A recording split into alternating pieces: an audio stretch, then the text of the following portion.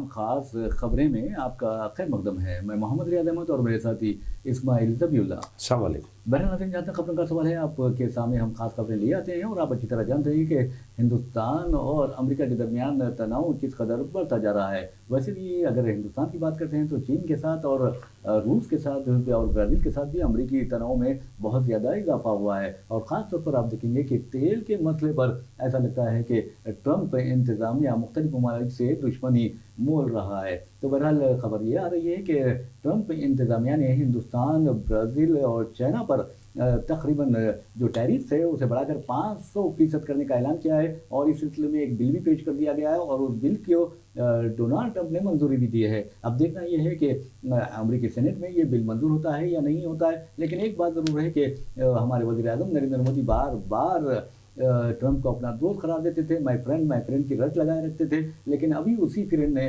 ہندوستان کی نہ صرف توہین کی ہے بلکہ وزیر اعظم نریندر مودی کی بھی یعنی عجیب و غریب انداز میں انہیں بھی بے عزت کر کے رکھ دیا ہے. اور ایسا لگتا ہے کہ وزیر اعظم نریندر مودی، جیسا کہ راہل گاندھی نے بھی کہا ہے، شری ناٹے جو ترجمان ہیں کانگریس کی، انہوں نے بھی کہا ہے کہ ہندوستان کی تاریخ میں مودی جیسا بزدل، کاہل اور عجیب و غریب وزیر اعظم ہم نے نہیں دیکھا ہے. تو بہرحال ان کی بے حیثی کے نتیجے میں عالمی سطح پر ہندوستان کی شرح متاثر ہو رہی ہے، ان قائدین کا یہ الزام ہے. لیکن اگر میں آپ کو بتا دوں کہ 500% ٹیرفز اگر ٹرمپ یا امریکہ عائد کرتا ہے ہندوستان کی درآمدات پر، تو پھر سمجھیے کہ آپ کو یہ بہت خطرناک ثابت ہو سکتا ہے. تاہم ہندوستان کو پریشان ہونے کی ضرورت نہیں ہے. اور مودی جی کے بارے میں جس طرح کہا جا رہا ہے کہ وہ بھیک مانگ رہے ہیں امریکی صدر کے سامنے جھک رہے ہیں. راہل گاندھی نے یہاں تک کہا کہ مودی نے امریکی صدر ڈونلڈ ٹرمپ کے سامنے خود کو سرنڈر کر دیا ہے. تو آپ اندازہ کیجئے کہ کس طرح عالمی سطح پر پہلے ہی فرقہ پرست درندوں نے یعنی کمیونل فورسز نے ہندوستان کی شبیہ متاثر کر کے رکھ دی تھی. اور آج وزیر اعظم کی جو خارجہ پالیسیز ہے اس نے بھی ہندوستان کو شرمسار کر دیا ہے. لیکن ہم چاہتے ہیں کہ ہندوستان شرمسار نہ ہو، بلکہ وزیر اعظم اگر ہوتے ہیں تو انفرادی طور پر وہ شرمسار ہو سکتے ہیں. تو بہرحال ناظرین، 500% ٹیرف عائد کرنا کوئی معمولی بات نہیں ہے اور ہندوستان سے دشمنی کی حد ہے. جبکہ پاکستان پر آپ دیکھیں گے کہ 29% ٹیرف عائد کیے گئے ہیں اور ہندوستان پر 500% ٹیرف عائد کرنے کی بات ہو رہی ہے. اور یہ کہا جا رہا ہے کہ ٹرمپ روسی تیل کی خریداری کرنے والے ممالک کو سزا دینا چاہتے ہیں، جس میں ہندوستان اور جس میں چین سرفہرست ہے اور سیکنڈ پوزیشن پر ہندوستان ہے اور پھر برازیل ہے. تو بہرحال ہم اس سلسلے میں گفتگو کریں گے. اب چلتے ہیں اسماعیل ذبیح اللہ کی طرف اور پوچھتے ہیں کہ آخر مودی کہاں ہندوستان کو پشیمان کریں گے. شکریہ ریاض صاحب. یہ ایک ہم مسلسل کہہ رہے ہیں، آپ بھی بار بار اس طرف توجہ دلا رہے ہیں، ہمارے ناظرین کو یہ چیز بتا رہے ہیں سیاست ٹی وی کی کہ نریندر مودی کی جو خارجہ پالیسی ہے وہ ناکام خارجہ پالیسی ہے. پچھلے 2 دنوں سے ایک ویڈیو جو ہے ڈونلڈ ٹرمپ کا بڑی تیزی کے ساتھ سوشل میڈیا پر وائرل ہو رہا ہے اور میمز بھی بن رہے ہیں. اس پر وزیر اعظم نریندر مودی کی تصویروں کے ساتھ میمز بن رہے ہیں. اس ویڈیو میں ڈونلڈ ٹرمپ یہ کہتے ہوئے نظر آ رہے ہیں کہ مودی میرے پاس آئے اور انہوں نے مجھ سے کہا، سر کین آئی سی یو. تو اس طریقے کے انداز میں جو وہ بات کر رہے ہیں. بس آپ نے جو کہا کہ تذلیل ہو رہی ہے، وزیر اعظم نریندر مودی کو ذلیل و رسوا مسلسل انٹرنیشنل پلیٹ فارم سے، خاص طور پر وائٹ ہاؤس سے، پینٹاگون سے جو ہے ڈونلڈ ٹرمپ مسلسل ذلیل کر رہے ہیں انہیں. اس کے باوجود بھی کوئی رد عمل وزارت خارجہ کی جانب سے نہیں آ رہا ہے، نہ وزیر اعظم نریندر مودی کسی قسم کی بات کر رہے ہیں. دیکھیں، یہاں پر ہمارے ملک کے وزیر اعظم بھلے ہی ہمیں ان کے نظریات سے اختلاف ہو، مگر ہمارے ملک کے وزیر اعظم ہیں. اگر وزیر اعظم کی تذلیل ہوتی ہے تو ملک کی تذلیل، ہم اس کی ملک کی توہین اس کو ہم تصور کریں گے. اس کا جارحانہ جواب جو ہے حکومت کو دینا چاہیے، وزیر اعظم نریندر مودی کو بھی دینا چاہیے اور خارجہ پالیسی کے جو جتنے ذمہ داران ہیں ان کو اس پر اپنا شدید رد عمل ظاہر کرنا چاہیے. وہ تو بالکل نہیں ہو رہا ہے اور بالکل ایسا لگ رہا ہے کہ ایک سناٹا چھایا ہوا ہے پوری حکومت پر، پوری مرکزی حکومت پر ایک سناٹا چھایا ہوا ہے. کسی وزیر، اور آپ کمال کی بات یہ ہے، SIR پر اگر راہل گاندھی بات کرتے ہیں تو پھر ہندوستان بھر کے جتنے بھی بی جے پی کے ترجمان ہیں وہ نیشنل میڈیا پر آ جاتے ہیں. اگر پرینکا گاندھی کو ایک بیان دیتی ہے یا پھر ترنمول کانگریس کے کسی لیڈر کا بیان آتا ہے تو پوری بی جے پی جو ہے متحد ہو جاتی ہے، مختلف میڈیا پلیٹ فارمز پر بیٹھ کر اس کا جواب دینے की जी, कोशिश जी। करते हैं। मगर यहाँ पर देखिए रियाज साहब, आप बिल्कुल किसी कोई एक बीजेपी तर्जुमान के मुंह से एक लफ्ज निकाल ले आप इस मामले में, तो मैं चैलेंज कर रहा हूं, ऐसा लग रहा है कि सांप सूंघ गया है। बीजेपी के तमाम तर्जुमान जितने भी हैं, उन्हें सांप सूंघ गया है। वो परेशान इस बात, किस बात की परेशानी है आखिर, आपको किस बात की तकलीफ है, आपको किस बात का डर है? हम बार बार कह रहे हैं, मुल्क की सलामती का मामला हो, मुल्क के वखार का मामला हो, मुल्क की अजमत रफ्ता का मामला हो, हिंदुस्तान की 150 करोड़ आवाम वजीर आजम नरेंद्र मोदी के साथ खड़ी दिखाई देगी। आप जवाब दे, आप निकले, किस तरीके से आपको जिल्लत हो। देखिए 500% टैरिफ की बात हो रही है रियाज साहब। अगर कोकोनट ऑयल जो है, कोकोनट ऑयल का एक डब्बा अगर अमेरिका में जो है हिंदुस्तान से दरामद किया हुआ एक पैकेट, एक डब्बा अगर समझे कि आपको पहले $5 में मिल रहा था, अब वो डब्बा $500 में वहां पर मिल रहा है। जी हाँ। हिंदुस्तानी मसनूआत की जो कीमतें हैं वो 500% बढ़ गई हैं। तो फिर आप वहां पर जो हिंदुस्तानी है, उन्हें जो आप सामान फराहम करने की बात करते हैं, आपका जो मसनूआत है वो मसनूआत बैरूनी ममालिक में भेजने की बात करते हैं, खासतौर पर अमेरिका में भेजने की बात करते हैं, तो आप किस तरीके से यहाँ के मैन्युफैक्चरर्स जो है, जो तैयार करते हैं वो मसनूआत, उनको नुकसान हो रहा है, उससे मुल्क की मईशत को नुकसान हो रहा है। ये खारिजी पॉलिसी, नाकाम खारिजी पॉलिसी का नतीजा है। मैं फिर कह रहा हूं, कल भी हमने कहा था, लेडी, आयरन लेडी की तरह श्रीमती इंदिरा गांधी, अनजहानी इंदिरा गांधी की तरह आप फैसला ले, मुल्क के मफादात के लिए सोचे, अपने सरमाएदार दोस्तों के मफादात को आप बिल्कुल खत्म कर दें। अगर आप सरमाएदार दोस्तों के मफादात के पीछे ही रहेंगे तो यकीन मानिए मुल्क को और जिल्लत और रुसवाई का सामना करना पड़ेगा। बिल्कुल आपने सही कहा। बहरहाल नाज़रीन, आपको बता दूं कि जहाँ तक ट्रंप का सवाल है, ट्रंप मुसलसल हिंदुस्तान को निशाना बना रहे हैं। और जैसा कि ज़बीउल्लाह ने भी कहा कि वज़ीर आज़म नरेंद्र मोदी ने कहा, sir please I want to meet you, मैं आपसे मुलाकात करना चाहता हूँ सर, आप इजाज़त दीजिए, आप क्यों झुक रहे हैं? किस वजह से? Can I see you sir? Can I see? क्या वजह है आपको बोलने की? कतई आपको जरूरत नहीं है बोलने की। अरे उनसे कहना था, चाहे आते तो आइए, जाते तो जाइए, ये हैदराबादी लहजा है और इस लहजे में ये बोल सकते थे। वैसे भी नाज़रीन, आपको बता दूं कि वज़ीर आज़म नरेंद्र मोदी चीफ मिनिस्टर गुजरात नहीं है कि वो इस तरह की बातें करें, बल्कि आप अंदाजा कीजिए कि बहैसियत चीफ मिनिस्टर गुजरात उनके दौरे अमेरिका पर, दौरे बरतानिया पर भी पाबंदी आयद कर दी गई थी। फिर आपने देखा कि 2017 से फिर मुलाकातों का सिलसिला शुरू हुआ। 7 मरतबा वज़ीर आज़म नरेंद्र मोदी ने ट्रंप से मुलाकात की और बार बार उनके गले लगते रहे। और टेलीफोन पर भी बात करते हैं तो ऐसे कहते हैं जैसे उन्होंने मोदी को बहुत बड़ा इंसान करार दिया, बहुत अजीम इंसान करार दिया। बड़े भाई, अजीम इंसान तो वो होता है जो अपनी मुल्क के लिए इज्जत और वक़ार का बायस बनता है। आप मुल्क की इज्जत को खाक में मिला रहे हैं। ये मैं नहीं कह रहा हूँ, ये मेरा अल्फाज नहीं है, बल्कि कांग्रेस के तर्जुमान के अल्फाज है। उन्होंने वो कहती हैं कि मोदी जैसा बुज़दिल, बेहिस, कमजोर वज़ीर आज़म हिंदुस्तान की तारीख में हमने नहीं देखा। तो नाज़रीन, आपको बता दूं कि अब मोदी जी के लिए अच्छा मौका है, क्योंकि वो सीख सकते हैं, तालिबान से सीख सकते हैं कि किस तरह अमेरिका को जलील ख्वार किया जा सकता है। वो सीख सकते हैं एक बांग्लादेशी क्रिकेट प्लेयर, आप देखेंगे कि मुस्तफिजुर रहमान से सीख सकते हैं, जिसने कह दिया कि मुझे आईपीएल से तुम निकाले हो, निकाल दीजिए, लेकिन मैं अपनी मुल्क की इज्जत से समझौता नहीं करूंगा। तो ये होती है वतन से मोहब्बत। और आप अंदाजा कर सकते हैं, बांग्लादेश एक गरीब मुल्क है, हमेशा तूफानों में की जद में रहता है।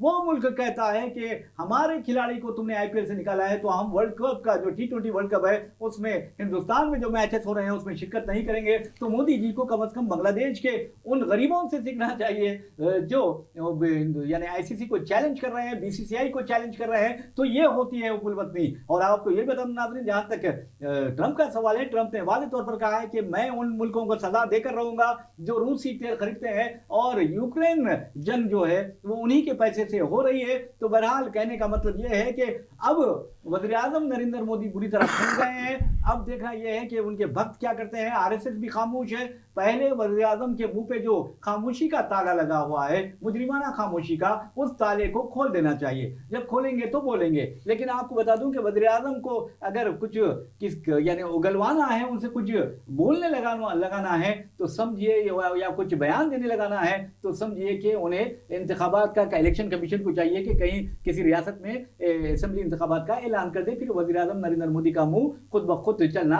शुरू हो जाएगा, जबान बकना शुरू हो जाएगी। जाएगी, यानी वो बोलना शुरू कर देंगे। तो बहरहाल नाज़रीन, आपको यही बता दूं कि तेल खरीदने की सजा 500% टैरिफ की शक्ल में अगर ट्रम्प देते हैं तो मैं समझता हूं कि हिंदुस्तान को भी अपनी पॉलिसी चेंज कर लेनी चाहिए, फॉरेन पॉलिसी, एक्सटर्नल अफेयर्स की जो पॉलिसी है वो चेंज करनी चाहिए। और आपको यही बता दूं कि अगर रूस से अगर हम तेल खरीद रहे हैं, अमेरिका का यह इल्जाम है कि रूस से आप तेल खरीदते हुए न सिर्फ यूक्रेन के खिलाफ जंग में रूस की मदद कर रहे हैं, बल्कि वो तेल रिफाइन करते हुए यूरोपियन मार्केट में बहुत ज्यादा कीमतों में फरोख्त कर रहे हैं। अमेरिका परेशान है, और अमेरिका हमेशा, ट्रंप जैसे लोग जो होते हैं वो हमेशा दुनिया को परेशान करके रखते हैं। और आपको ये बता दूं कि अगर रूस से तेल की खरीदी का मामला है तो चाइना नंबर 1 पोजीशन पर है। उसने ये एक साल के दौरान ये जो यूक्रेन जंग शुरू हुई है उसके दौरान 210.3 बिलियन यूरोज का तेल उसने खरीदा है। सेकंड पोजीशन पर हिंदुस्तान है, 144 बिलियन डॉलर्स का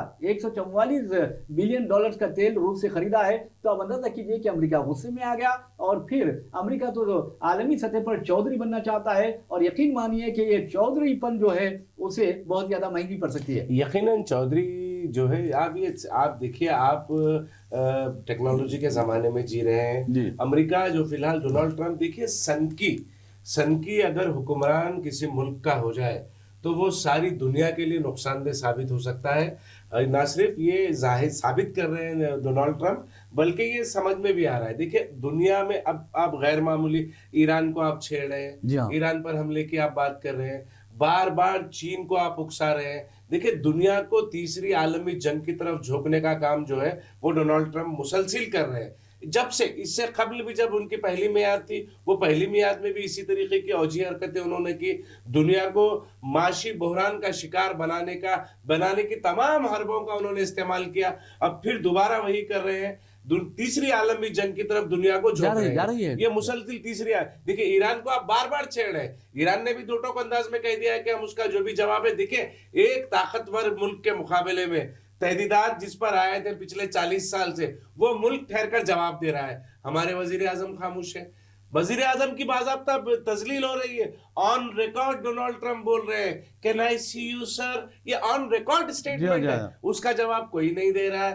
तो यहाँ पर जैसा कि आपने कहा, यकीनन मगरिबी बंगाल में इंतखाबात है, अगर कोई इंतखाबी रैली अब आजकल में अगर इनेकाद अमल में आती है तो वहां पर जाकर बुलंदबान दावे करते हैं, दरअंदाजों की बात वजीर आजम करते हैं। मगर यहाँ पर जो है डोनाल्ड ट्रंप का और अमेरिका के जो केक हमले हो रहे हैं हिंदुस्तान पर, हिंदुस्तान के वजीर आजम पर, उस पर आपकी जबान नहीं खुल रही है। रियाज साहब, आपने टैरिफ की बात कही और रूसी तेल की बात कही। आप जब तेल जो है आप अगर महंगे दामों पर बेच रहे हैं, किसी दूसरे गरीब मुमालिक जो है या फिर जहां पर कंजम्पशन ज्यादा है वो मुमालिक को सस्ते दामों पर अगर कहीं पर से तेल मिल रहा है तो वो यकीनन खरीदेंगे। नेटो का मामला आया, आपने यूक्रेन को नेटो में शामिल करने के लिए पूरा खेल रचा। यूक्रेन को जंग में झोंकने वाला कौन? अमेरिका है। आप फिर अपनी हिफाजत के लिए, अपने तहफ़्फ़ुज़ के लिए, रशिया अगर आप पर यूक्रेन पर हमला करता है तो आप उसको जालिम कह रहे हैं। आप अगर किसी मुल्क के वजीर आजम को जाकर उसके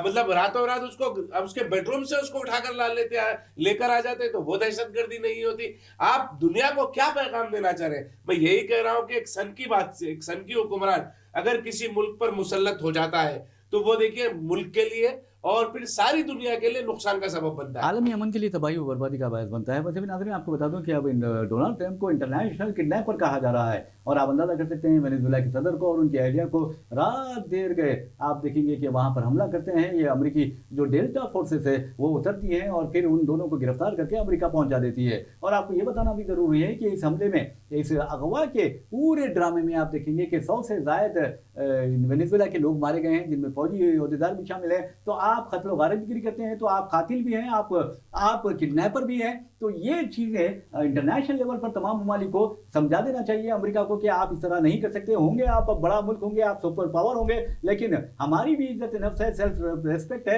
हमारी भी सालिमियत है, मुल्क की सालिमियत है, हमारा भी इख्तिदार आला है। अगर आप इस तरह की हरकतें करेंगे तो फिर हालात खराब हो सकते हैं। और ऐसा लगता है कि ब्रिक्स के जो ममालिक है, आपको बता दूं कि 12 ममालिक ब्रिक्स में है और उसमें इंडिया भी शामिल है, ब्राजील शामिल है, चाइना शामिल है, जो नुमाया है। और आपको ये बता दूं कि ब्रिक्स ने एक वादा कर दिया था कि हम एक कदम उठा रहा था, ब्रिक्स तंजीम एक उठा रही थी कि हम डॉलर के मुतबादिल जो है अपनी करेंसी मुतारिफ करवाएंगे। लेकिन वज़ीर आज़म नरेंद्र मोदी आप देखेंगे कि जब उस वक्त ट्रंप के बहुत करीब हुआ करते थे, माय फ्रेंड के नारे लगाते थे, और अब की बार ट्रंप सरकार के भी नारे लगाते थे, तो उन्होंने कहा कि हम हिंदुस्तान इस मामले में दूरी इख्तियार करेगा। अगर हिंदुस्तान उस वक्त राजी हो जाता तो आज ट्रंप की यह हिम्मत नहीं होती कि हिंदुस्तान को धमकी देके वो हम आप पर 500% टैरिफ आयद करेंगे। वैसे भी नाज़रीन, जहां तक तेल का सवाल है, ये पूरी जो जंग है ये तेल है, और ये तेल आपको बताता हूं कि तीसरी जंग में सारी दुनिया को घिसेटेगा, और इसके लिए अमेरिका और ट्रंप जिम्मेदार होगा, जिस तरह आपने भी कहा है, और मैं भी यही कहता हूं कि अमेरिका इसके लिए जिम्मेदार होगा, ट्रंप जिम्मेदार होंगे। और ट्रंप का जो संकीपन है या उनको जिस अंदाज में वो जुनूनीपन का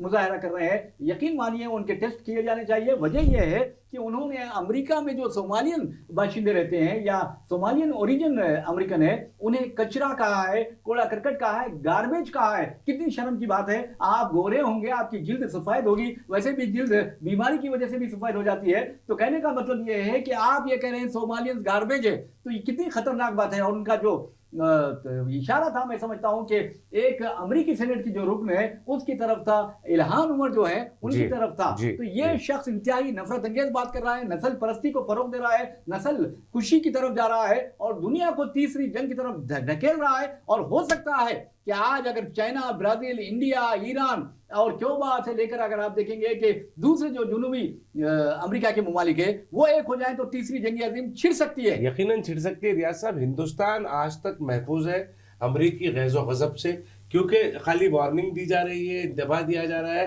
हिंदुस्तान की तरफ जारहाना रुख तेवर इख्तियार नहीं कर रहे डोनाल्ड ट्रंप। तो उसका सबसे अहम वजह क्या है? हम इसके लिए सबसे पहले तो ऊपर वाले का शुक्र अदा करेंगे, दूसरा आयरन लेडी इंदिरा गांधी का, जिन्होंने इस मुल्क को न्यूक्लियर हथियार से लेस किया, वो हालात बनाए और पूरा इंफ्रास्ट्रक्चर फराहम किया। और एपीजे अब्दुल कलाम जो है उन्होंने ये न्यूक्लियर जो हमारे ताकत हम बने, उसकी वजह से हम न्यूक्लियर ताकत होने की वजह से ये 2014 के बाद हिंदुस्तान न्यूक्लियर पावर नहीं बना है। 2014 से पहले हिंदुस्तान न्यूक्लियर पावर बन गया था। अगर ये मौसूफ के हाथ में होता तो फिर यकीनन देखिए बहुत मुश्किल हो जाता न्यूक्लियर पावर। हम अमेरिका डराता तो ये डर जाते न्यूक्लियर पावर बनने से भी हम खासिर रहते। ये तो हम शुक्र अदा करें इंदिरा गांधी का और कांग्रेस के उन कायदीन का, जिन्होंने इस मुल्क को वजीर आजम की हैसियत से इस मुल्क को न्यूक्लियर ताकत बनाया, और आज हमारा खौफ और दबदबा है।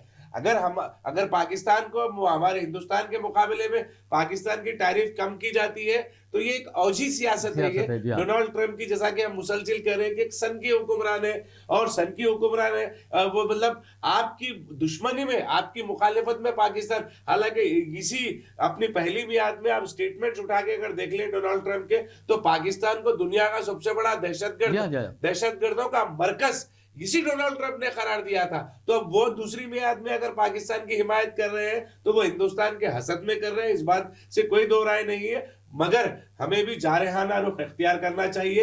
हिंदुस्तान को भी चाहिए कि डोनाल्ड ट्रंप अगर धमकी देते हैं तो आप भी फौरी तौर पर, आपने कंबोडिया का जिक्र किया था इससे कबल, उसने टैरिफ आयद कर दी, उसने अपना हवाई जहाज भेजकर अपने जो स्टूडेंट्स हैं उनको, शहरियों को उनको बुलाने लगवाया।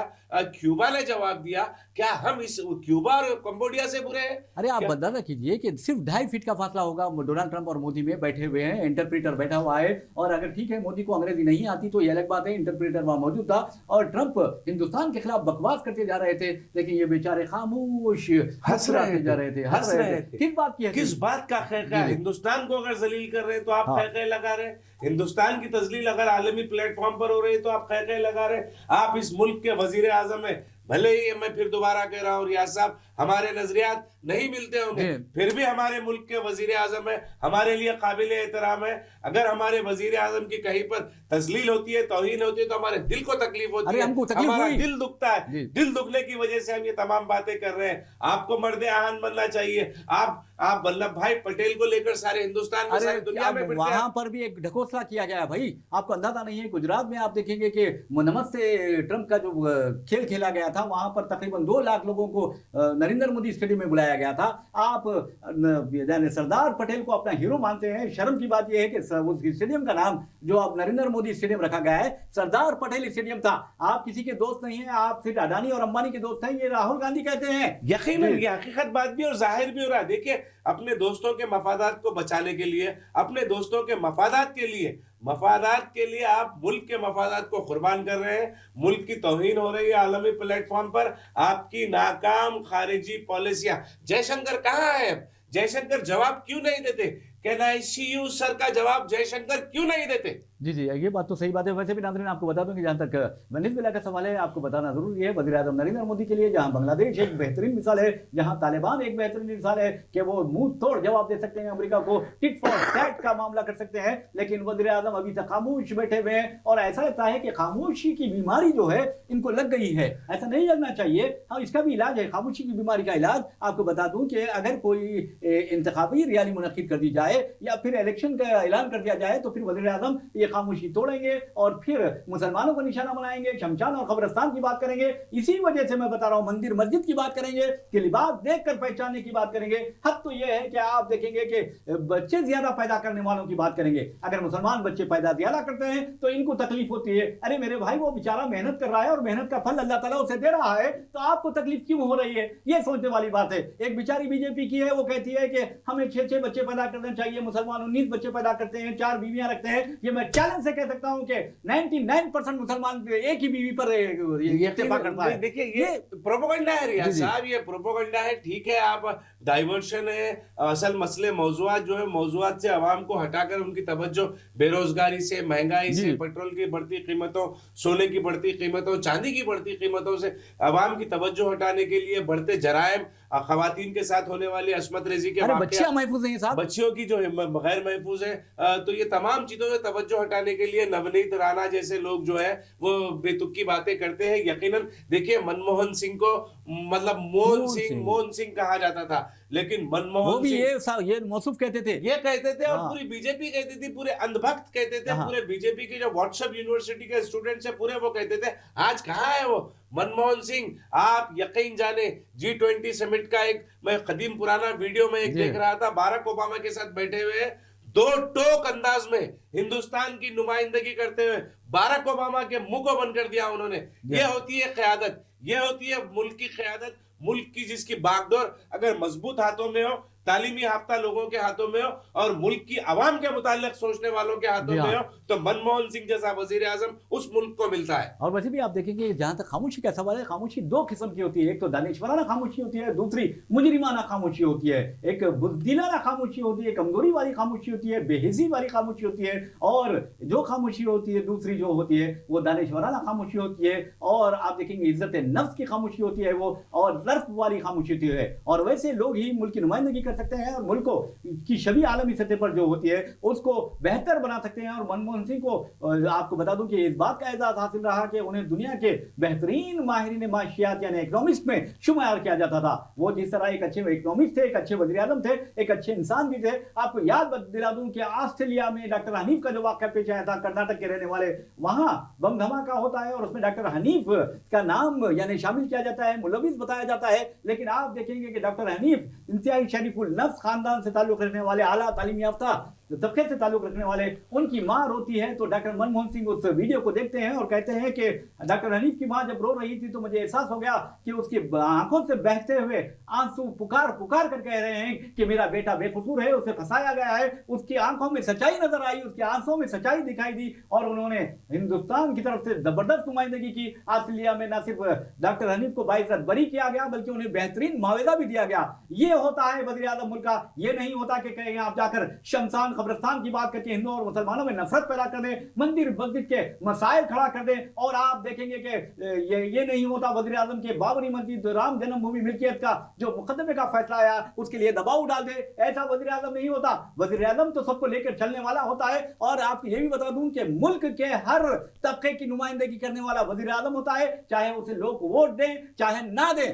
یقیناً دیکھیے ووٹ دیں یا نہ دیں تمام کے لیے، جیسا کہ آپ ڈاکٹر حنیف کا واقعہ آسٹریلیا کے حوالے سے بتایا، ایسی بہت ساری مثالیں ہیں۔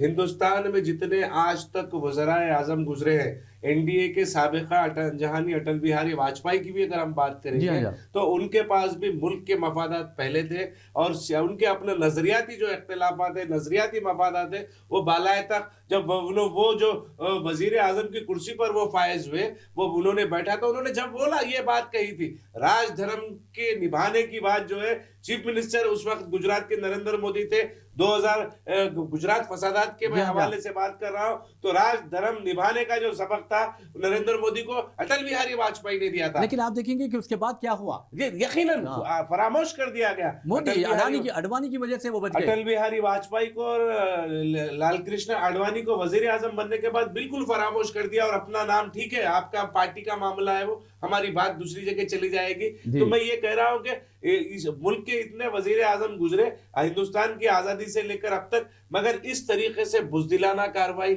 اس طریقے سے مجرمانہ خاموشی ہم نے ماضی میں کہیں نہیں دیکھی۔ ریاض صاحب آپ بھی 30-40 سال سے ایکٹیو جرنلزم میں ہیں، ورکنگ جرنلزم میں ہیں، میں بھی 25-30 سال سے ورکنگ جرنلزم میں ہوں، مگر میں نے کبھی نہیں دیکھا اس طریقے کی خاموشی، مجرمانہ خاموشی جو ملک کو بار بار ذلیل کرنے پر بھی خاموش ہے۔ ارے آپ دیکھیں یہ نہ کھاؤں گا نہ کھانے دوں گا کہتے ہیں، مطلب میں سمجھ نہیں آتا، نہ کھاؤں گا نہ کھانے دوں گا، ہم دو ہمارے دو، یہ کیا چکر ہے سمجھ نہیں آتا۔ تو بہرحال ناظرین آپ اب دیکھیں گے وزیر اعظم کے جو لباس دیکھیں گے تو اندازہ ہوگا کہ نہ کھاؤں گا نہ کھانے دوں گا۔ تو بہرحال ناظرین آپ کو یہ بتا دیں کہ اس کے برعکس آپ ممتا بنرجی کی ڈریسنگ دیکھ لیجئے، ان کی چپل دیکھ لیجئے، اس سے اندازہ ہوگا کہ کون عوامی لیڈر ہے اور کون عوام کا یعنی مخالف ہے۔ تو بہرحال ناظرین اب آپ کو بتا دیں کہ جو سامراجی طاقتوں کے سرمایہ دار طاقتوں کی تائید و حمایت کرتا ہے تو وہ عوام کا دشمن ہوتا ہے، عوام پر مہنگائی کا بوجھ ڈال دیتا ہے، عوام پر فرقہ پرستی کا بوجھ ڈال دیتا ہے، اور آج ہندوستان میں جو فرقہ پرستی کا تعفن پھیل رہا ہے اس کے لیے کون ذمہ دار ہے آپ اچھی طرح جانتے ہیں۔ ٹھیک ہے ہم ہندوستانی ہیں، ہندوستان میں جو کچھ ہوتا ہے اس کے لیے ہم برداشت کر سکتے ہیں ایک دوسرے کو، کیونکہ ہندوستانی ہے اور ہندوستان کی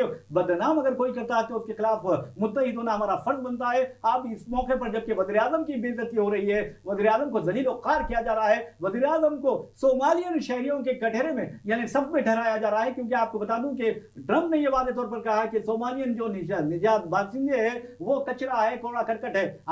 کل تعجب نہیں ہے کہ وزیر اعظم کے بارے میں بھی وہ اس طرح کی بات کرے گا، تو ہم برداشت نہیں کر سکتے، چاہے ان کے ساتھ ہمارے نظریاتی اختلافات ہو یا کچھ بھی ہو، وزیر اعظم ہوتا ہے، ان کا احترام کیا جانا چاہیے، اس طرح ٹرمپ ان کو ذلیل نہیں کر سکتے۔ تو بہرحال ناظرین آپ کو بتا دوں کہ ایران، اب آپ اندازہ کیجئے کہ ایران سے جو خبریں آ رہی ہے وہاں باضابطہ یہ کہا جا رہا ہے کہ موساد کے جو ایجنٹس ہیں وہ احتجاجی مظاہرین کے ساتھ شامل ہو چکے ہیں، اور وہ جان بوجھ کر امریکی ایجنڈا اور یہودی جو ایجنڈا ہے، اسرائیل ایجنڈا ہے، اسے پورا کرنے کی کوشش کر رہے ہیں۔ اب آپ کیوبا کا نمبر آئے گا، اس کے بعد آپ بولیویا کا نمبر آئے گا، اسی طرح آپ کولمبیا کا نمبر آئے گا، اس کے بعد ایران کو یعنی صفحہ ہستی سے مٹانے کی بات کی جا رہی ہے۔ لیکن میں سمجھتا ہوں کہ ایرانی اس طرح ہتھیار ڈالنے والے نہیں ہیں، اور کیونکہ جو قوم جہاد کرتی ہے یعنی جہد کرتی ہے، کوشش کرتی ہے، وہ قوم، اور جو قوم موت کا تعاقب کرتی ہے، وہ اس طرح کے ٹرمپ ہو یا نیتنیاہو ہو یا ایسے جو ایسے لوگ آتے رہیں گے جاتے رہیں گے، لیکن یہ جو مجاہدین ہوتے ہیں بہت ہی بھیانک ثابت ہوتے ہیں سامراجی طاقتوں کے خلاف۔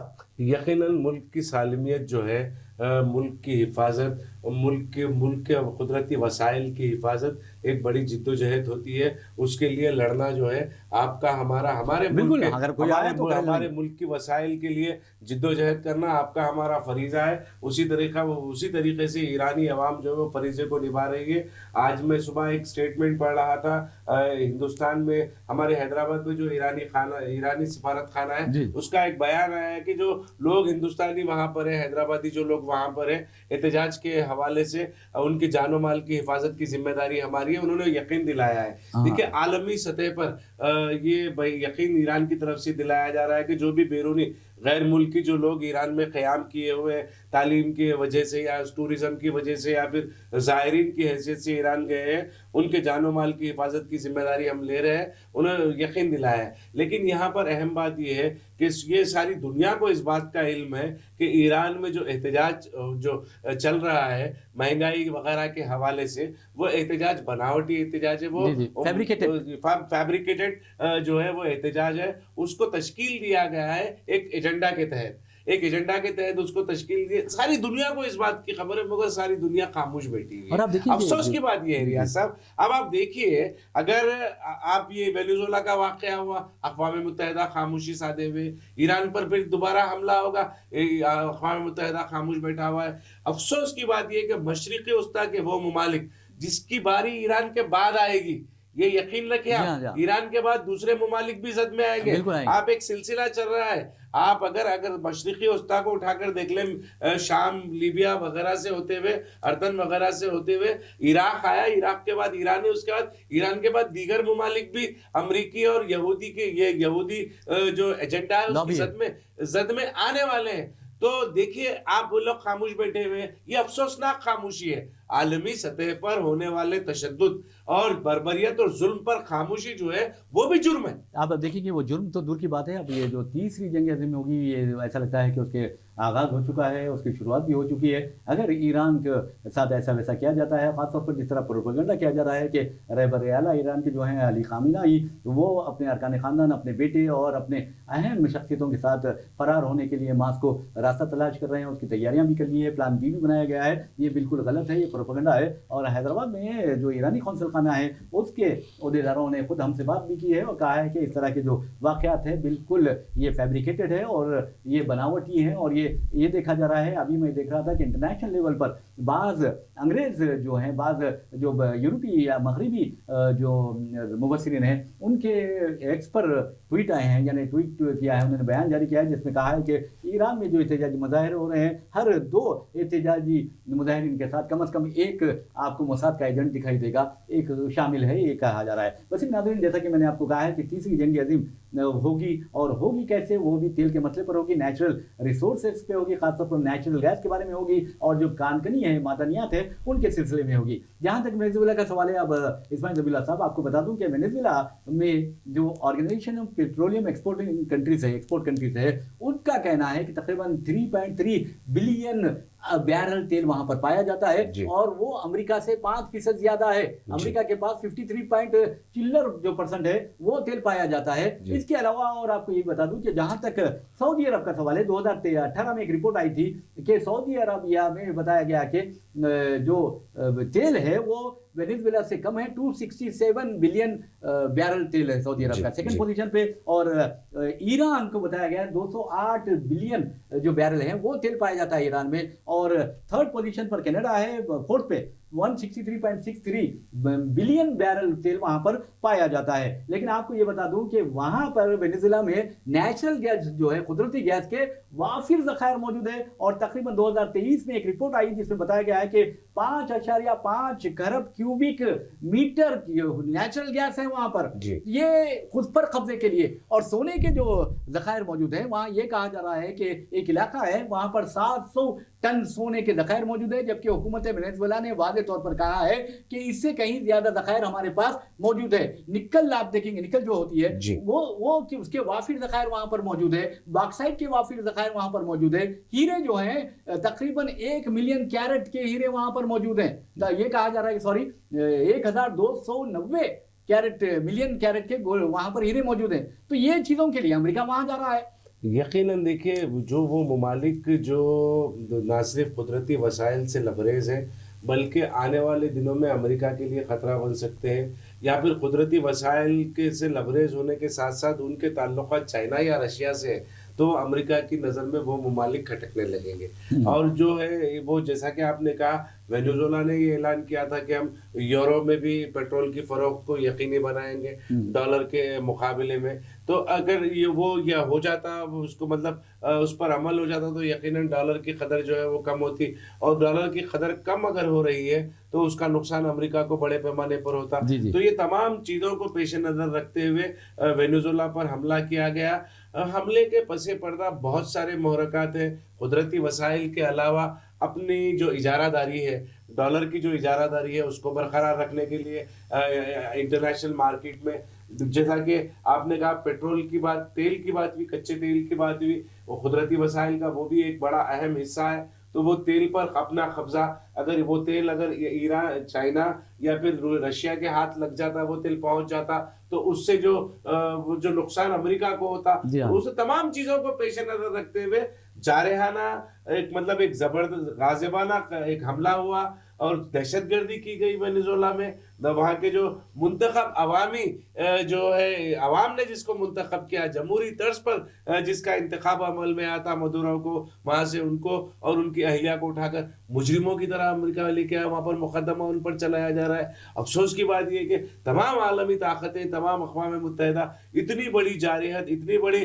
क्या बोलना चाहिए जो है खिलाफ वर्जी इंटरनेशनल क़वानीन की, आलमी क़वानीन की खिलाफ वर्जी पर खामोशी इख्तियार किए हुए। बिल्कुल वैसे भी नाज़रीन एक और ख़बर की जानिब चलते हैं। उस खबर का ताल्लुक भी ट्रंप से है। ट्रंप ने ये जनवरी में ऐलान किया था कि लास्ट जनवरी में भी ऐलान किया था कि हम हलफ लेने के बाद कि हम अक़वाम मुत्तहिदा के इदारों से निकल जाएंगे। अब ये खबर आ रही है कि कम से कम 66 जो ऑर्गेनाइजेशन है, इंटरनेशनल ऑर्गेनाइजेशन है, अक़वाम मुत्तहिदा की ऑर्गेनाइजेशन है, यानी 35 और 31 की ये कहा जा रहा है, तो इससे अमेरिका दस्तबरदार हो रहा है, ये ऐलान कर दिया गया है। लेकिन एक और खबर आ रही है आपको बता दें मुत्तहिदा अरब इमारात से बहुत ही खतरनाक वाक़या वहाँ पर पेश आया है। और अबू धाबी अल शाहमा रोड पर आप देखें कि वहाँ पर मलयालम जो बाशिंदे हैं बहुत ज़्यादा तादाद है, तो वो फैमिली एक फेस्टिवल में शिरकत करते हुए वापस आ रही थी कि हादसे का शिकार हो गई, उनकी गाड़ी उलट गई, जिसके नतीजे में माँ बाप और एक बच्चा तो बच गया है, लेकिन उस जोड़े के 4 बेटे जो हैं वो अपनी ज़िंदगी से महरूम हो गए, वो शहीद हो गए और उनके एक 48 साल मुलाजिमा है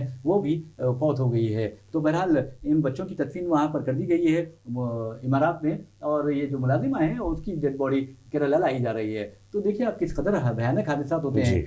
देखिए जहाँ तक मैं समझता हूँ जनवरी का महीना है, संक्रांति भी आ रही है, तो केरला की एक अजीम फेस्टिवल होती है, बहुत बड़ी फेस्टिवल होती है, बिला तफरीक मजहब व मिल्लत ज़ात पात वहाँ पर ओनम का जो है बड़ा पैमाने पर मनाया जाता है। दुनिया भर में जहाँ जहाँ पर भी केरला के लोग हैं मुकीम है, वहाँ पर ये जो त्यौहार है ओनम बड़ी बड़ी अकीदत और मोहब्बत के साथ वो त्यौहार मनाया जाता है और बिला तफरीक मजहब व मसलक, मजहब व मिल्लत ये त्यौहार मनाया जाता है। शायद हो सकता है कि उसी त्यौहार के जश्न से वो वापस हो रहे थे और ये वाक़या हो गया।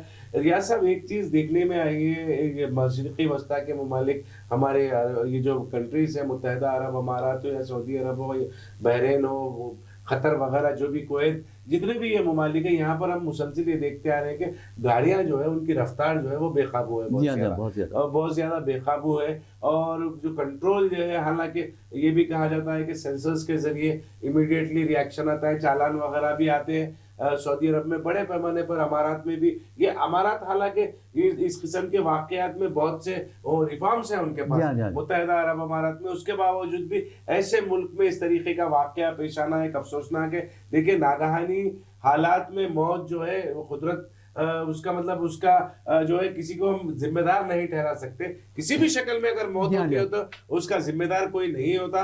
वक्त आ जाता है, आदमी चले जाता है, मगर एक मासूम बच्चे के बच जाने की बात है और एक केरला की जो खातून है उनकी नाश को वापस केरला लाने की बात है, तो यकीनन केरला की हुकूमत इस मामले में, इस तरीके के मामलात में पिनराई विजयन की जो हुकूमत है केरला की रियासत, वो बहुत ही हसास है। वो उमूमन हम ये देखे हैं कि एनआरआईज के मामलात जितने भी होते हैं, एनआरआईज के मफादात जितने भी होते हैं, पिनराई विजयन की हुकूमत जो है वो आगे बढ़कर उस पर काम करती है और काम माजी में भी किया है। और हमने हालिया दिनों में भी बहुत सारे ऐसे वाक़यात देखे। यकीन है कि वो सही सा मतलब वो नाज जो है अपने वक्त के मुताबिक जो है तमाम जो भी उमूर है वो उमूर की अंजाम देने के बाद केरला वापस हो जाएगी। हम इससे ज़्यादा क्या कर सकते हैं कि वो जो अफसोस कर सकते हैं, और जो पसमानदगान है उनके गम में सियासत टीवी बराबर खड़ा हुआ है। बिल्कुल आपने सही कहा। बहरहाल नाज़रीन आपको एक और खबर की जानिब लिए चलते हैं। उस खबर का ताल्लुक तेलंगाना से है।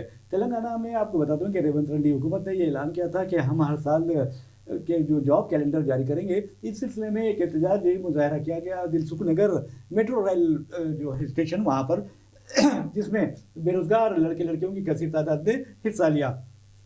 आप देखेंगे कि जहाँ तक रोजगार का सवाल है, हर हुकूमत का ये फर्ज बनता है कि वो जॉब कैलेंडर जारी करते हुए लोगों को रोजगार फराहम करे।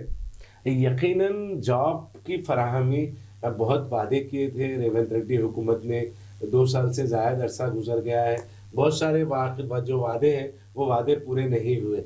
ख़ास तौर पर बेरोज़गारी का एक मसला बहुत ज़्यादा हसास मसला है रियासत तेलंगाना का नहीं बल्कि हिंदुस्तान भर के लिए। नौजवान जो है तालीमी याफ्ता होने के बावजूद भी बेरोज़गारी का शिकार है। सरकारी मुलाजिमतों के मुतालिक बहुत सारे महकमों में मखलूआ जायदातें होने के बावजूद तकर्रुर अमल में नहीं लाना, ये देखिए कहीं ना कहीं हुकूमत की नाकामी को जाहिर करता है। जब हुकूमत के पास इस बात का इल्म है कि मुख्तलिफ महकूमे जात में मुख्तलिफ महकूमे जाती सतह पर जो है मखलूआ जायदातें मौजूद हैं, उसके बावजूद भी आप तकर्रुर अमल में नहीं ला रहे हैं, तो उसकी वजह क्या है? ये हमारा तेलंगाना का जो यूपीएससी बोर्ड है, वो बोर्ड भी जो है उसने भी एग्जाम का ऐलान किया था, एग्जाम इम्तिहानात भी हुए, तेलंगाना पब्लिक सर्विस कमीशन जो है उसके बावजूद भी वो तकर्रुरात अमल में नहीं है। बेरोजगारी को खत्म करने के लिए एक जॉब कैलेंडर रेवंत रेड्डी का कांग्रेस गवर्नमेंट का मैनिफेस्टो में जॉब कैलेंडर है, उसी जॉब कैलेंडर के हवाले से ये एलबी नगर पे जो एहतजाज हुआ है उसी जॉब कैलेंडर के हवाले से हुआ है। तो ये हुकूमत की जिम्मेदारी है। आप 4,000 रुपए बेरोजगारी भत्ते का भी ऐलान आपने किया था नौजवानों के लिए, मगर उसकी भी इजराई अमल में नहीं आ रही है। देखिए आप कहीं ना कहीं नाकाम हो रहे हैं, वो नाकामियों को किस तरीके से खत्म करना है, कामयाबियों में तब्दील करना है। तेलंगाना में साउथ में जो है बड़ी कोशिश के बाद जो है कर्नाटका में कांग्रेस की गवर्नमेंट बनी है, तेलंगाना में कांग्रेस की गवर्नमेंट बनी है, तो ये दोनों रियासतों को चाहिए कि दोबारा कांग्रेस को इख्तिदार में लाना है तो वो वादे जो इंतखाबात से कबल किए गए थे वो वादों को मतलब अमली जामा पहनाना जो है ये हुक्मरानों की जिम्मेदारी है। बहरहाल एक और खबर की जानिब चलते हैं। इस खबर का ताल्लुक दिल्ली की फैज़ इलाही मस्जिद से है। सैयद फैज़ इलाही मस्जिद 1940 में कहा जाता है कि तामीर की गई थी, और आपको ये बता दें कि इस मस्जिद में कई मुजाहिदीन आज़ादी भी नमाज़ पढ़ने के लिए आया करते थे, कई अरकान पार्लियामेंट जो होते थे वो भी नमाज की अदायगी के लिए आया करते थे। उस मस्जिद के बाहर ये कहा गया है कि वहाँ पर कब्जे कर लिए गए हैं, तो तकरीबन 39,000 स्क्वायर फीट यानी 39,000 मुरब्बा फीट अराजी को एमसीडी ने जो म्यूनिसिपल कॉर्पोरेशन ऑफ दिल्ली है एमसीडी उसने हासिल कर ली है। और आपको बता दूं कि उसने कल जो कार्रवाई की थी उसमें कम से कम 30 जो है बुलडोजर का इस्तेमाल किया गया, 50 डंपर्स का, और एमसीडी के 300 अहलकारों ने इस कार्रवाई में हिस्सा लिया। पुलिस ने इस इलाके को छावनी में यानी पुलिस छावनी में तब्दील कर दिया था। अब वहां से खबरें आ रही है कि सख्त सिक्योरिटी के इंतजाम किए गए हैं। अरे मेरे भाई, आप कार्रवाई कर चुके हैं, निज़ामी कार्रवाई हो चुकी है, उसके बाद फिर ये क्या है समझ में नहीं आता। रियाज साहब, कल जब ये वाकया हुआ, परसों रात से शुरू हुई कहानी इब्तदाई सातों से, तो फिर उसके बाद जो है वहां पर बड़े पैमाने पर इन्हें कार्रवाइयां भी हुई और पुलिस और मुकामी लोगों के माबैन इंतजामिया एमसीडी इंतजामिया पुलिस और मुकामी लोगों के माबैन झड़पों के भी वाकयात पेश आए, पत्थरबाजी के भी वाकयात रोनुमा हुए। मैं भी आज सुबह से कुछ न्यूज़ें जब मैं पढ़ रहा था तो एक खबर मेरी नजर से ये गुजरी कि मस्जिद की जो दीवार होती है वो दीवार को भी नुकसान पहुंचा है निज़ामी कार्रवाई में मुनहदिम हुई है। देखिए यहाँ पर कैसे मौके पे ये इन्हिदामी कार्रवाइयाँ अमल में आ रही हैं। मस्जिद से मुत्तसिल इलाके में अगर इंक्रोचमेंट्स हैं तो इंक्रोचमेंट्स औकात की जमीन पर है। ये तमाम चीजों की वजाहत एमसीडी को पहले करनी चाहिए। एमसीडी ने अपनी तहवील में वो जगह ले ली है। आप अगर मस्जिद के अतराफ और अकनाफ में अगर कुछ और वहां पर बसाना चाह रहे हैं तो फिर मस्जिद के तखद्दुस का भी आपको ख्याल रखना चाहिए। ऐसे माहौल में ये काम किया जा रहा है जबकि मगरबी बंगाल में इंतखाबात है, उत्तर प्रदेश में इंतखाबात है, तो इंतखाबात से कबल जो है ये ऐसा एक माहौल बनाने की कोशिश की जा रही है मुसलसिल। और कुछ जो है जिसको बीजेपी की बी टीम भी कहा जाता है वो भी काफी सरगर्म हो गए हैं ये खास तौर पर दिल्ली के इशू को लेकर। तो दिल्ली में देखिए अब फिलहाल जो है ट्रिपल इंजन की हुकूमत है। रियाज साहब, आपकी इत्तला के लिए दिल्ली में मरकज में जो है बीजेपी है, स्टेट में बीजेपी है और एमसीडी पर भी बीजेपी का कब्जा है। तो 3 ट्रिपल इंजन की सरकार है, उसके बावजूद भी निज़ामी कार्रवाइयों के सहारे से जो है इलेक्शन जीतने की कोशिश फिर भी अफसोसनाक है। और वैसे भी नाज़रीन आपको बता दूं कि इस तरह के जो सियासी वाक़यात होते हैं बहुत ही ख़तरनाक होते हैं। वैसे भी मोदी हुकूमत की जो इमेज है न सिर्फ मुल्क में बल्कि बैरून मुल्क में भी बहुत ज़्यादा मुतासिर हो रही है, उसकी छवि मुतासिर हो गई है। और ये कहा जा रहा है कि बीजेपी ने और वज़ीर-ए-आज़म नरेंद्र मोदी ने, उनकी पार्टी के लोगों ने और उनके जो हम ख्याल है, उनके भक्त जो हैं, उनके हमदर्दों ने हिंदुस्तान की आलमी छवि को मुतासिर करके रख दिया है। अब यह हाल हो गया है कि हर कोई हिंदुस्तान को धमकी दे रहा है। बांग्लादेश जैसा मुल्क हिंदुस्तान को धमकी देने लगा है, तो ये बहुत ही इबरत का मुकाम है, क्योंकि हिंदुस्तान की अपनी एक साख है, और आपने देखा कि कल किस तरह वज़ीर आज़म नरेंद्र मोदी ने नेतन्याहू से फ़ोन पर बात की और ये कहा कि नेतन्याहू आप और हम मिलकर दहशतगर्दी का मुकाबला करेंगे। तो दहशतगर्दी क्या होती है, पहले इसके माना वो मतालिब। दुनिया के सबसे बड़े दहशतगर्द को आप फोन कर कर ये कह रहे हैं कि दहशतगर्दी का मुकाबला करेंगे। आपको इस कदर अंदाजा नहीं है। वैसे भी मैं हमारे ज़बी साहब, मैं समझता हूँ कि वज़ीर आज़म नरेंद्र मोदी को ख़ास तौर पर बीजेपी के जो अहम कायदीन है या मरकज़ी काबीना है, उसके बारे में एक मशवरा दिया जा सकता है कि आपको हिंदुस्तान की तारीख़ पढ़नी चाहिए, और ख़ास तौर पर देखें इंदिरा भवन में जाइए, वहाँ पर आप तारीख़ पढ़ सकते हैं, और ख़ास तौर पर इंदिरा गांधी की तारीख़, उनकी किस तरह वो ओहदे वज़ारत माफ करना, दो सूरतें हो सकती है। हो सकता है कि ट्रंप से जो चल रही है नोकझोंक, वो नोकझोंक को रोकने के लिए शायद हो सकता है कि वो नेतन्याहू को अपना दोस्त बनाकर कुछ नेतन्याहू के जरिए से वही चीज थी, लेकिन वो नाकाम हो गई है, क्योंकि कल इनकी फोन पर बातचीत होती है और वज़ीर आज़म कहते हैं कि मैंने दहशतगर्दी के बारे में बात की है, और ये तो मजाक है। मैं समझता हूँ कि दहशतगर्दी के इंसदाद के, दहशतगर्दी के खिलाफ कार्रवाई के बारे में अगर वज़ीर आज़म नेतन्याहू से बात कर रहे हैं, तो एक दुनिया का सबसे बड़ा दहशतगर्द जिसे गजा का खसाई कहा जाता है, उसके साथ आप दहशतगर्दी पर काबू पाने की बात कर रहे हैं, ये समझ में आने वाली बात नहीं है। दूसरी अहम बात ये भी कहा जा रहा है, हमें हमारे दराये से मालूम है कि वज़ीर आज़म नरेंद्र मोदी की बातचीत अमरीकी जो रवैया है, ट्रंप का जो रवैया है, उस तारीख से भी हुई है, और ये भी अंदाज़न मैं समझता हूँ कि उन्होंने ये बात की होगी कि भाई आप जरा ट्रंप के करीब है, हमारी मदद कीजिए, जैसा कि उन्होंने कहा कि मैं आपसे मुलाकात करना चाहता हूँ, तो वो उसके इस मामले में कुछ बात हुई होगी। लेकिन आप देखेंगे कि जो संकी होता है, जो अजीब गरीब होता है, ना दोस्त को देखता है ना दुश्मन को देखता है। आप देखेंगे जैसे यही बात हुई, दूसरे दिन उन्होंने 500% टैरिफ आयद करने की धमकी दे दी। जी, यकीनन देखिए, अगर आप दबेंगे तो ये दस्तूर है दुनिया का, अगर आप किसी ताकतवर के सामने दबेंगे तो वो आपके ऊपर और हावी होगा। अगर किसी ताकतवर के सामने खड़े होकर उसके सवाल का मुंह तोड़ जवाब देंगे आप, तो फिर वो दो कदम आपसे पीछे हटेगा। यहाँ पर यही हो रहा है।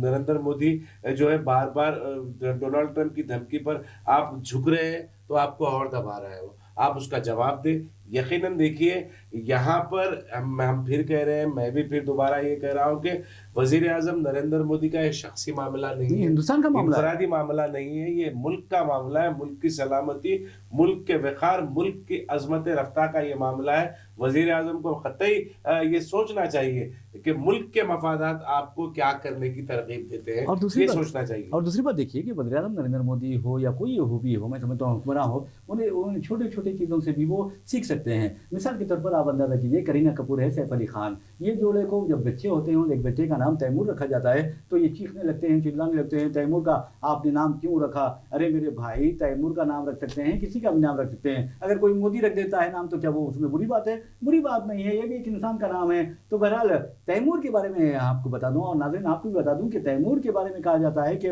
उसने, आप देखें चंगेज़ खान जैसे ये लोग रहते थे, उनको हिंदुस्तान की तरफ आने नहीं दिया। और एक अहम बात उनकी ये थी कि तैमूर को जब शिकस्त होती है, वो एक यानी किसी गार में पना लेता है, तो वहाँ वो तैमूर इंसानों से नहीं सीखता बल्कि एक चूंटी से सीखता है, जो चावल का दाना लिए ऊपर चढ़ती है, लेकिन वजन इस कदर ज़्यादा होता है कि बार बार वो नीचे आती है, लेकिन कोशिश जारी रहती है, और एक मरहला ऐसा आता है कि वो चूंटी ऊपर चढ़ने में कामयाब हो जाती है। तैमूर उससे सबक सीखता है और फिर मैदान जंग में वापस आकर दुश्मन की फौज को शिकस्त देता है। वही तैमूर जो भाग कर या राह फरार इख्तियार करते हुए एक गार में यानी पना ली थी। और वैसे भी वज़ीर आज़म अगर तैमूर की मिसाल पर अमल नहीं करना चाहते या उससे सीखना नहीं चाहते, तो आपको बता दूं कि यहाँ पर एक मिसाल हिंदुस्तान में भी है, और आप अक्सर रील्स में देखा होगा, एक खुलगा आता है और एक खुलगे के सामने एक बकरा ठहरता है, छोटा सा बकरा है, लेकिन जब दोनों की लड़ाई होती है तो बकरा, हालांकि जिस्मानी लिहाज से भी, जसामत के लिहाज से भी अगर देखा जाए, तो बकरे से 100-150 गुना 200 गुना ज्यादा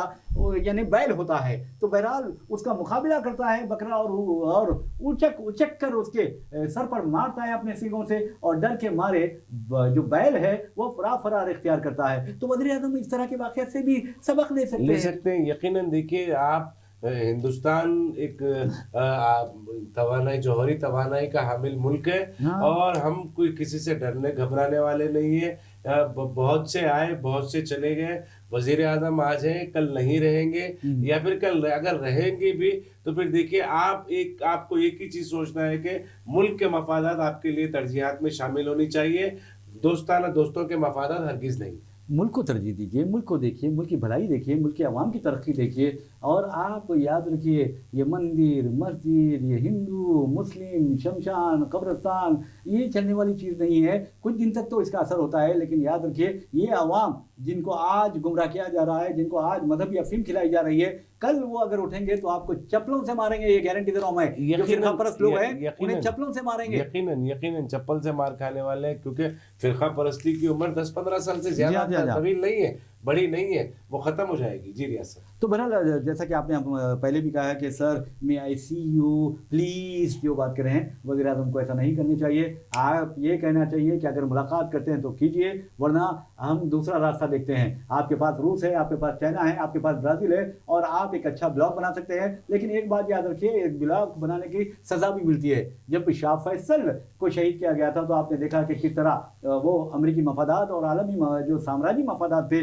اس کے خلاف ڈٹ گئے تھے، اور انہوں ان کے بھتیجے کے ذریعے انہیں شہید کروا دیا گیا. اسی طرح بھٹو کا اشر ہوا، اسی طرح ضیاء الحق کا اشر ہوا. اسی طرح حالیہ عرصے کے دوران آپ نے دیکھا کہ کس طرح جب افریقن ڈیولپمنٹ بینک بنانے کی بات قذافی نے کی، ایک بلاک بنانے کی بات قذافی نے کی، معمر قذافی، تو آپ دیکھیں گے کہ فرانسیسی خفیہ ایجنٹوں کے ذریعے ان کا کس طرح قتل کرایا گیا. خوشحال ملک کو ایک تباہ شدہ ملک میں تبدیل کر دیا گیا. پھر آپ اس سے پہلے اگر دیکھتے ہیں صدام حسین امریکی حکم ماننے سے انکار کرتے ہیں تو ان کا کیا حشر ہوا. تو یہ چیزیں بہت زیادہ رہے. یمن کے حالات دیکھیں گے، صالح کی وہاں حکومت تھی، صالح کو کس طرح مارا گیا، اور پھر یمن کو کس طرح یعنی تباہ شدہ حال میں چھوڑ دیا گیا. صومالیہ کا دیکھ سکتے ہیں، وہاں پر بھی اب صومالیہ دو ٹکڑوں میں تقسیم کیا جا رہا ہے. صومالی لینڈ، اور جسے اسرائیل نے تسلیم بھی کر دیا ہے. پھر آپ سوڈان میں جائیں، وہاں پر بھی اسے بھی تقسیم کرنے کی کوشش کی گئی. پھر آپ اگر اپنے ملک بنگلہ دیش جائیں تو وہاں پر امریکہ نے کہا تھا کہ بنگلہ دیش میں ایک کرسچن کنٹری لائی جائے، عیسائی ملک بنایا جائے، اور پھر اس بات کا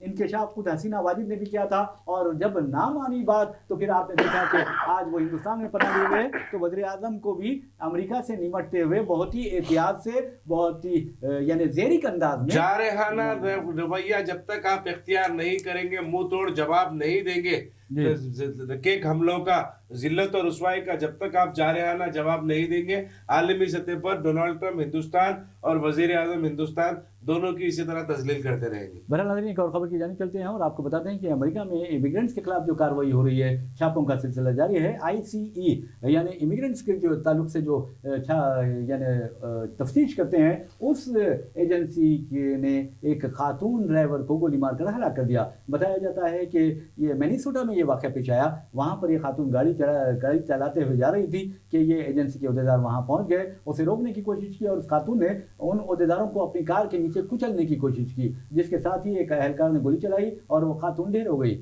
جی تو یقیناً ہندوستانی شہریوں کی، انڈین سٹیزنز کی، اسٹوڈنٹس کی جو ہے فی الحال حالات بہت خراب ہے. جس طریقے سے ہم نے ماضی میں بھی دیکھا ہے، ہاتھوں اور پیروں میں بیڑیاں ڈال کر انہیں ڈیپورٹ کیا گیا، ملک سے ملک بدر کیا گیا، اور پھر مسلسل کہیں پر خودکشی کے واقعات ہو رہے ہیں، کہیں پر بوائے فرینڈ کے ہاتھوں مارے جا رہے ہیں، کہیں پر پولیس کے ہاتھوں نشانہ بن رہے ہیں، کہیں پر آئی سی کا یہ تازہ واقعہ ہے. مسلسل ہندوستانی امریکہ میں ہندوستانی اور ہندوستانی مصنوعات دونوں جو ہے ڈونلڈ ٹرمپ کی حکومت میں نشانے پر ہیں. بالکل. اور اسی کے ساتھ ہم اپنا پروگرام خاص خبریں اختتام کو پہنچاتے ہیں. اپنے میزبان محمد ریاض احمد اور میرے ساتھی اسماعیل ذبیح اللہ کو اجازت دیجیے. انشاءاللہ پھر ملاقات ہوگی، پھر بات ہوگی. تب تک کے لیے اللہ حافظ. اللہ حافظ.